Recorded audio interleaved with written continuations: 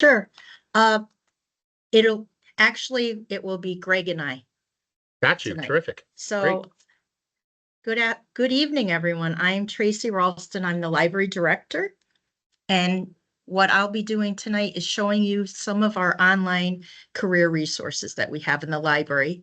And Greg Dennis will also be with us. He's the director of the Center for Academic Success, and he will be showing you professional communication in the workforce. So we have a PowerPoint that we'll be showing you. So without further ado, I can start that. Let me share my screen. Let's see.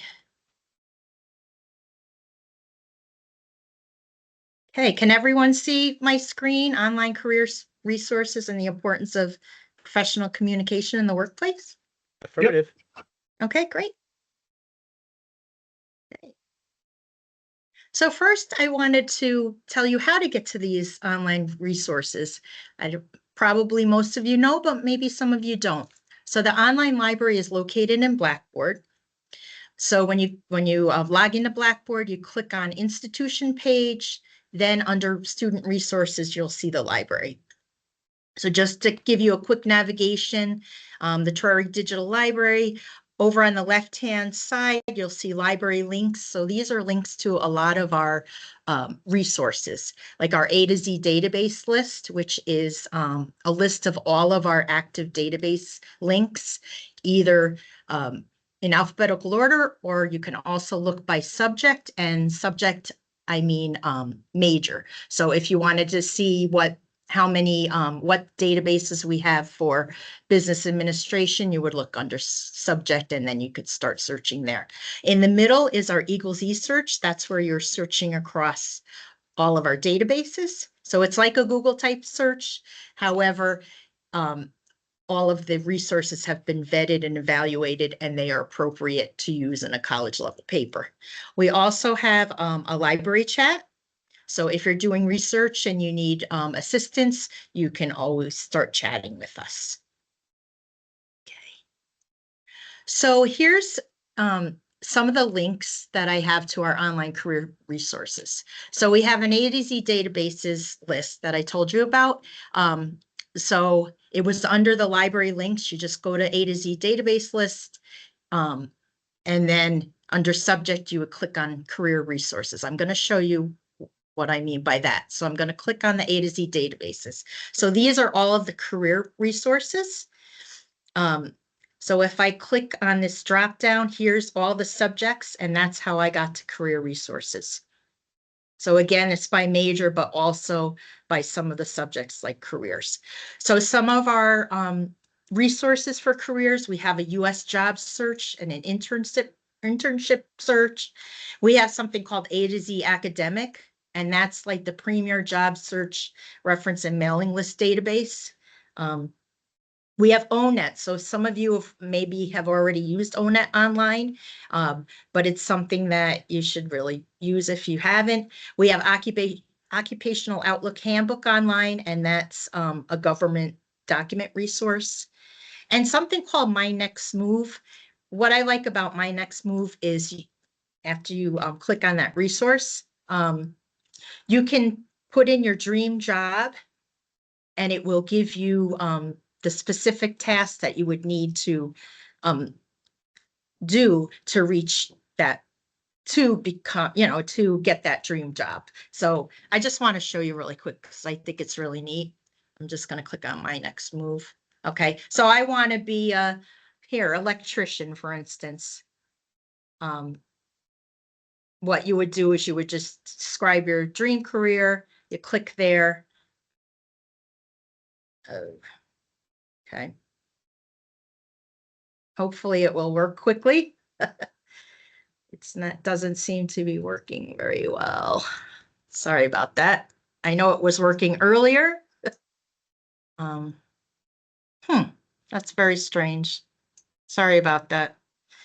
Let me try one more time. See all careers.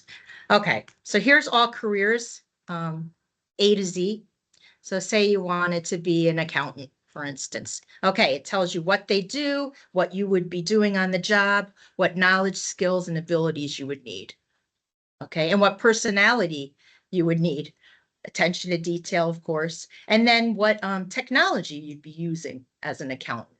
The job outlook, education. I mean, it's a great site to start. And yeah, so I just wanted to show you that. So let's go back to the list really quickly. Okay. Okay. We also have Connecticut hires. I don't know if any of you have ever used that, but that's the Connecticut job search. So you have Connecticut hires, and then we have the US job search nationally. So that would be helpful to you. And then we just have some of the corporate databases, IBIS World for industry reports. I don't know how many of you have ever used IBIS World. My IBIS World, it's the same thing. We have a professional development collection for education majors. We have Statista Expert, so you can find out career trends.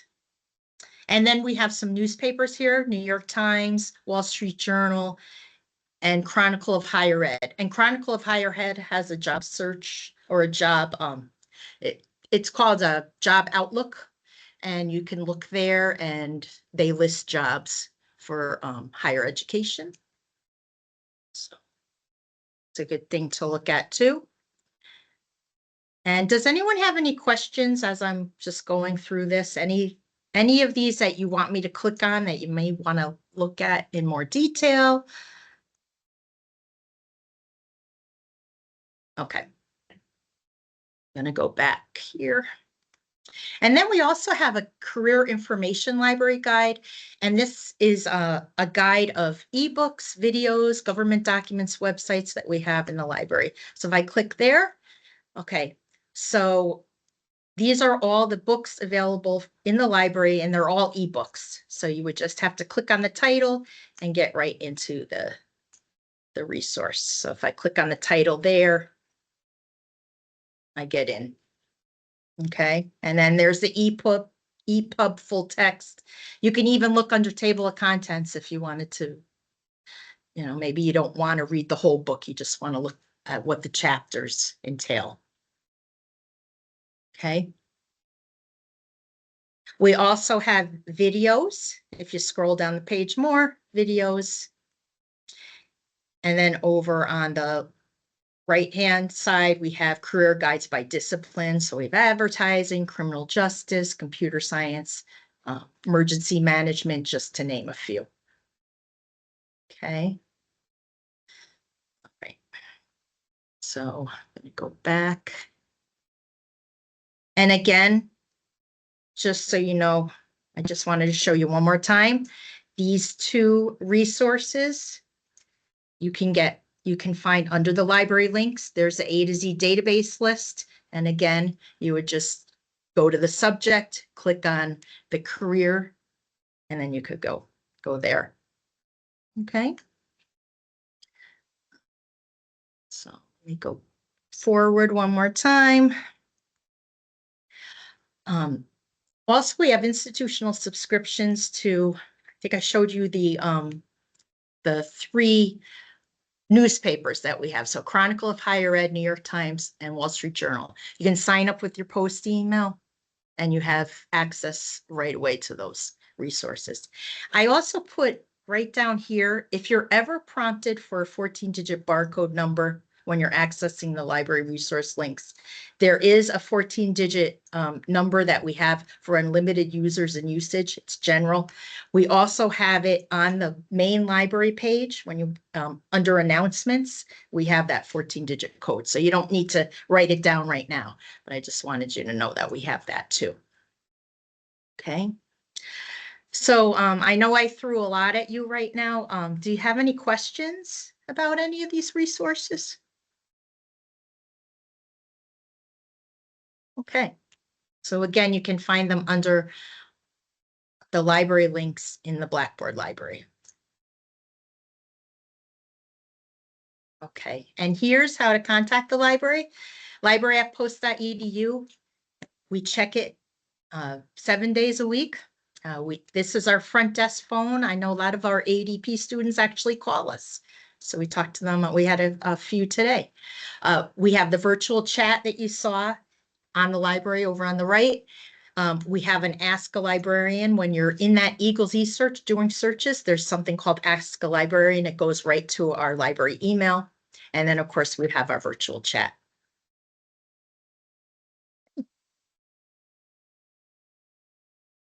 So Tracy, I'm I going to just have one stop question. share. Oh, yes. Sorry, hi.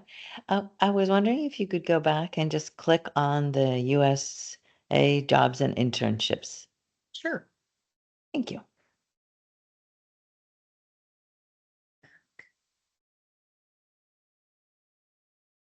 Just gonna, oh. Okay, right here. US job search and internships. So you'll see right, oh, why? Uh-oh, let me try it again. It's always the way it works, isn't it? I know, it always happens to me too. Because I tested all of them out today and they were all working fine, so let me try one Murphy's more Law. time. You know what I'm gonna do? I'm gonna go here, gonna go to, let's try one more time. Just to see if it's gonna, no. Very quickly, I'm gonna go to post staff auto to, okay. All right, so let me try it one more time. And sorry for the snafus, everyone. Really sorry about that. Okay, let's try it one more time and see. All right. I'm gonna try something else really quickly. Sorry, I'm Trace. gonna go to the, no, that's okay. I'm going to the A to Z list. I'm gonna look under US job search and internships just to see if anything happens there, if anything. Oh. You know what? Let me Right. try it. How about if I go to Chrome really quickly? Do I have a little time? I mean, it's only been 10 minutes, right? Yeah, please do. You Well, do. You're let only, me go you to got Greg and Chrome. back here. That's it. Yep. Okay, let me go there. Researchhelp.post.edu. I go to the A to Z list and then I look under US jobs and just to see if that's gonna help. Yes, right, see? And that is a good lesson there for everyone. If one browser is not working, go to another browser. I was on Edge and then I went on Chrome and now it's fine. Okay, so right here where it says find a job, that's, say you wanted a business analyst, for instance. List, okay? And I want it in maybe New York. Okay? And then I search. It's gonna give me all of the results. So it gives me the job title, the business name, the city, state, and when it was posted. Okay, so if I click on, say, the first one, for instance, it will tell me, it will give me the actual job description. And can upload your resume right there and apply. Okay. Holly, did you have any other questions about it besides just I how was to just do? looking at the internship part. I wanted to see what that site looked like. Okay. Go back.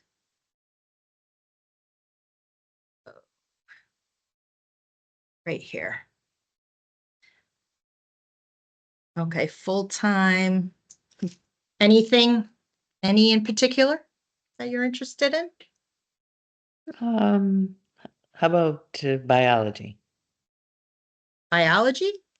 Yeah, let's see if there's anything that comes up. Any particular state, Connecticut? Sure.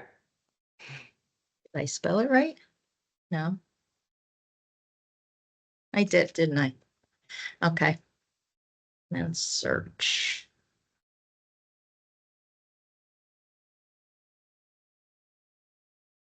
Okay. So here's one, Great. That's so cool. Good. exercise physiologist.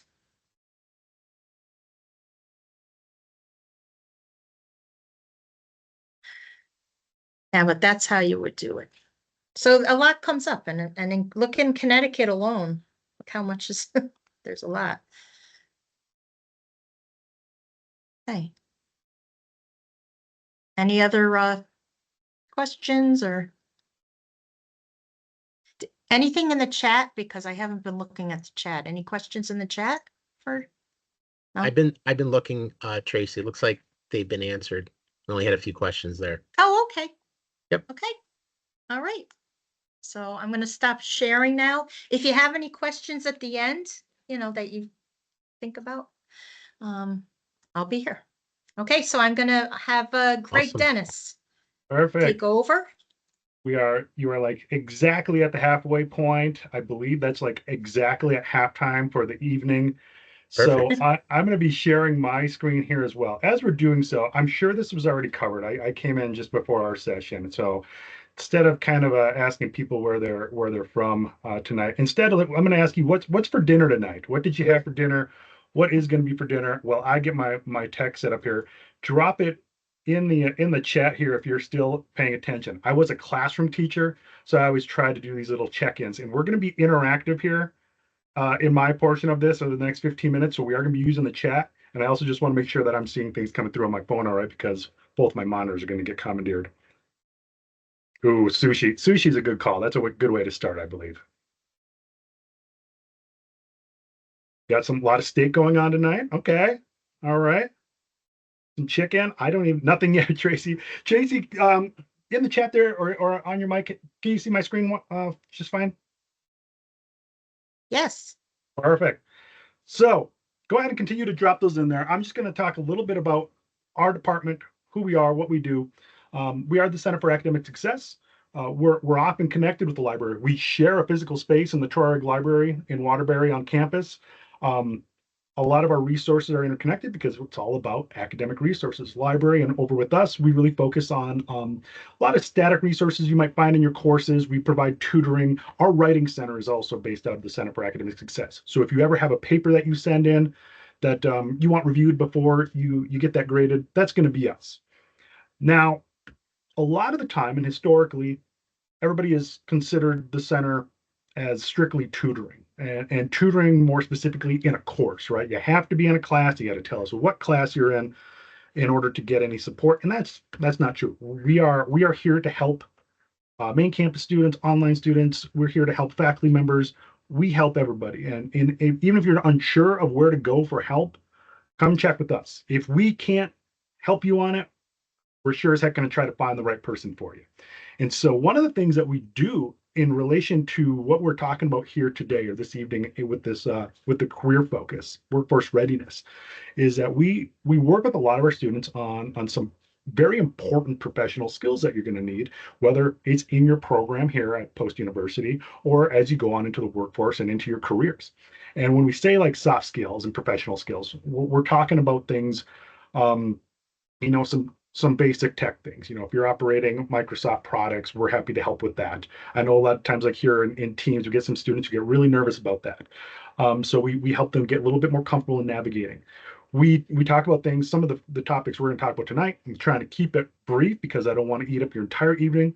We're going to look at professional communication. We're going to look at time priority management, and we're also going to look at organizational skills. I know it sounds kind of drab and dry. Some people are like, I already got that down, but I want to just have a little bit of fun and engaged activities just to highlight and stress the importance, connect it all back to where we're at with where we're at in school and our programs and how that translates. The center, if you ever need to get in touch with us, this is just some basic information on us, especially on that left-hand side of the page. There's our website. That's just the page that you see on the right. There's my assistant director, Nikki. She was handling the main campus portion of the event today. So I'm here online. Those are our hours. If you ever need to get in touch with us, CAS, acronym for our department, at post.edu, and then writing at post.edu. If you have any questions about APA writing is the place to go. If If you accidentally send a writing question over to CAS, we're still going to get it. Don't worry. Our phone number's there also. Like I said, if you ever want to call in and chat with somebody about things, that's where you go. Oxtails I'm seeing coming through. Wow, that is amazing. We got some fancy dinners out there. All right. The first item that I talked about, we're going to go over here briefly. We work a lot with our students in professional communication. A lot of the times we have students who come and say, I'm having a real hard time working with my instructor. I don't know if I vetted them. What's going on? I can't seem to like get through to them. Or we ourselves sometimes, get some communication where we're like, oh, that was an odd way to put that. We have to remember, written communication is so important. Even today, we're using it in all sorts of platforms. Right now, you're all dropping in chats into instant messaging. We're a texting culture, right? Email is still very much king in the professional setting, whether you're here in your program or whether you're going to move on at work. I go through numerous emails every day. But the problem is a lot of times, especially because we are a texting culture and we've got really used to a lot of acronyms, short writing, text speak, if you will. Sometimes that bleeds over into our email, and sometimes when it's not necessarily appropriate. And so, in looking at this, we always highlight and stress to our students that always err on the side of being formal, of being professional, especially if it's an email to somebody who you don't necessarily have developed that rapport with. You don't have that relationship where you can be a little bit more casual. And so, really, I want you to take a look at the screen here. And here's just a sample email. This is, yes, a real one that we've come across, but there's some, and I've changed information on here. So this isn't actually from a Jordan, but in looking at this email, if you were to send this to, say, an instructor, or say you're sending it to somebody who, maybe there's a job interest and you're communicating with somebody about some materials for an interview. I want you to take a look through this and just call out maybe one or two things that you see that kind of raise an eyebrow. If you were the person receiving this and be like, wait, what's going on here? Some things that might be considered faux pas in terms of written professional email communication. So go ahead and drop some of those examples in the chat here. I'm going to give you, I'll say a random 15 seconds.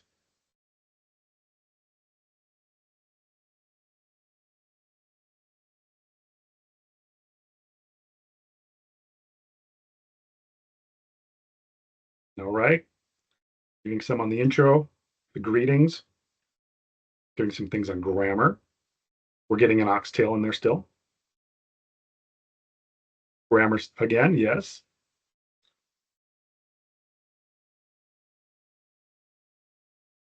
These are a few of the things I highlight.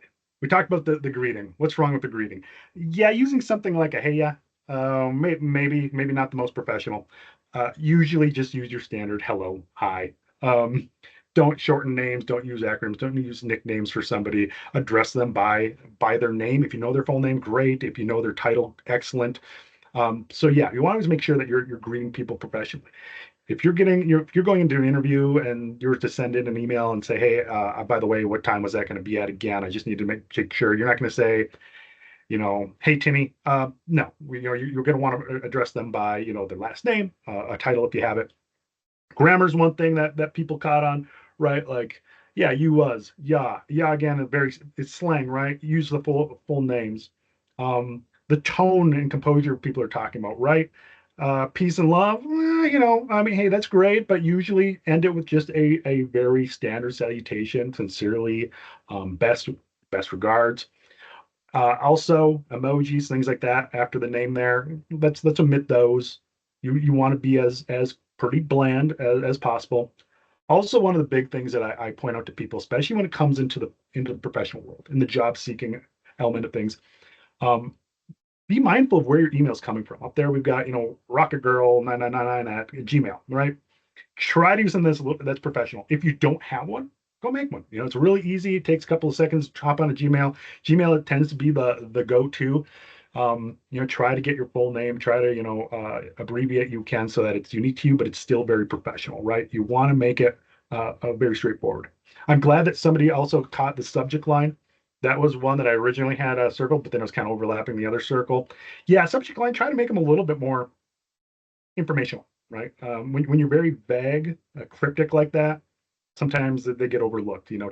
Try to be complete, but don't write your whole message in there, right? One of my former bosses used to do that. That drove me crazy. Again, when in doubt, err on the side of formal. All right, next subject that we're going to go through here in a couple minutes, time/priority management. I'm going to get to that slash there in just a second. Time management is such a common term. It gets used a lot. And when we do that, we tend to think of blocks of time. We start thinking about the clock, right? And that's why I really like to move over to priority management, right? Because if you fall behind, when we're talking about trying to prioritize our time, sometimes if you fall behind on that time, you don't have it, you know, you don't have that block correct. Well, now all of a sudden you start to fall behind on others and others and others, and down it goes. And so really try to talk about prioritize. And so we hear all the time, especially in the professional world or as students, there's the saying putting out fires, right? So let's use a literal fire example here. As we walk into the kitchen here tonight, as we're making our steaks and our oxtail and other delicious things like that, you step away for a second, phone call comes in, or the best part of the game just hopped on. You look at it and you say, oh no, I got a grease fire going. Now, when we think about these things, we're talking about what is the priority here. And so when you're talking about what is going to be the most important thing to do and on down, obviously we got to get that fire out, but what are the steps we need to take there? Go ahead and drop those in as we're looking through that, as I talk a little bit more and try to make this analogy make sense, right? Because sometimes there are big things that really need to be taken care of in life. This as students throughout the week, you have that looming assignment. You got to get in those discussion boards. Those are things you need to tackle. You got the readings in there, too. And yeah, sometimes, hey, I get it. Sometimes we skip over some of the readings, but they're still a priority, but maybe not as big a priority because you're going to be getting graded on the assignment. Then in your week, you may have some other things. Maybe you're catching up with somebody. Maybe there's some you wanted to try a new recipe, things like that. How do we condense that into the life of a student? Similar to like that as we are in the professional. What are the things that have hard, firm deadlines that are really going to make you look bad if you miss them? What are the things that, really like to get this done, but I got a little bit of leeway on it? And what are the things that are just kind of those added goals? And so I'm seeing people, addressing these. Yeah, we have calling a friend to tell them about the fire. Extinguishing the fire, rethinking our dinner plan because we burned our oxtail, or we have cutting the heat source. And so if you tackled cutting the heat source and extinguishing the fire first, give yourself a pat on the back, a round of applause there, because yes, main priority, that biggest thing we need to get done before the house goes down, get that fire out, right? Whether A or C after that is there, you can kind of interchange those. You can call a friend and tell them about what a scary experience it was. Probably do that after though. Don't do that while the stove is on fire, right? We don't need a Sims issue happening here. If anybody ever played that game, you'll know what I'm talking about. I've got a couple minutes left, and I want to be able to get to some questions here, so I'm going to go real quick on this one. We got one person on the left, we got one person on the right. We're talking about organization. And I'm going to say right now, before you start dropping them, I'm going to ask, this is a trick question warning. All right. So with that in mind, this is a trick question. Who is more organized? Is it A or is it B? Go ahead, and I'm going to give you about 10 seconds here to drop your opinion in there.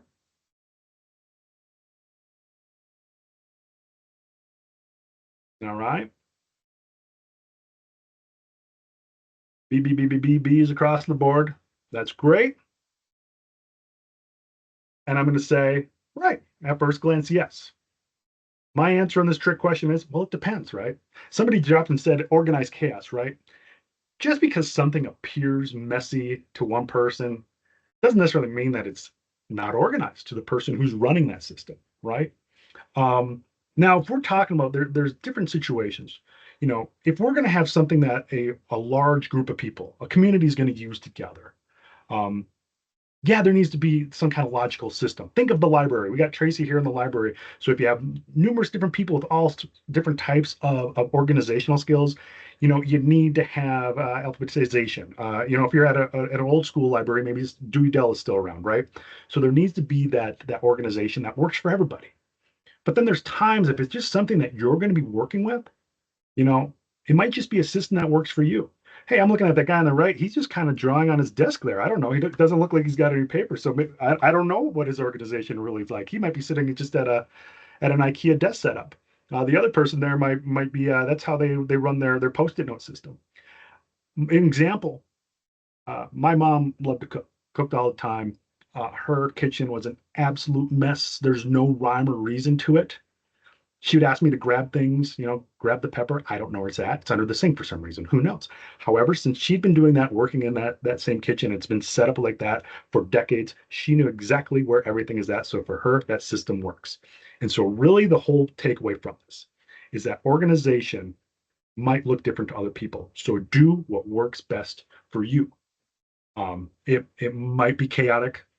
It might be crazy to others.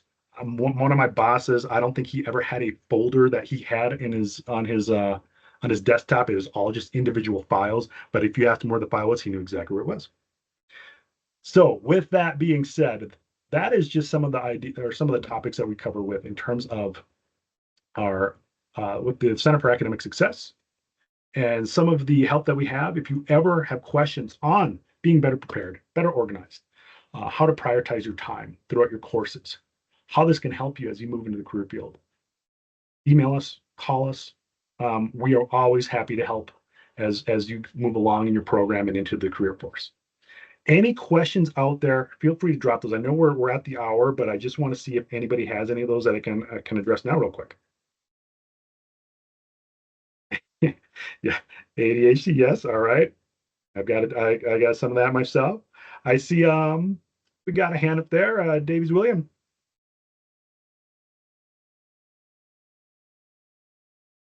Oh, you might be muted. I just need 1 second to get that. Hold on. Oh, sorry. My fault. There No, we you're go. good. Oh, no, there we go. All You right. can come off mute. Good afternoon, Gregory. I appreciate the time you guys are taking to help us as we progress through our courses and go towards our separate ways on our career paths. Absolutely. I appreciate that. My question for you would be, what advice would you have to somebody like as a military student that's currently serving, not in a similar role to what we're studying, to be able to gain that work experience so that once we finish our military career, we're not just starting out fresh? Hey, that's a great question, and thank you for your service. And thank you for joining us here tonight. There's going to be so much, and actually, you know what? I think David, I don't even put you on the spot, but David, I feel like this is going to be a great thing for you to feel because I feel like this is going to really hit home Yeah. for you, right? Yeah, too late. Too late. You already put me on the spot. No, I'm joking. So William, we're gonna talk a little bit about that in our next workshop. I have a slide especially for you. We'll talk about it at the end of that, and help you dovetail into your military expertise and parlaying that into your future career endeavors. So hang tight. We'll get to that at the end of the next one. Does that sound good?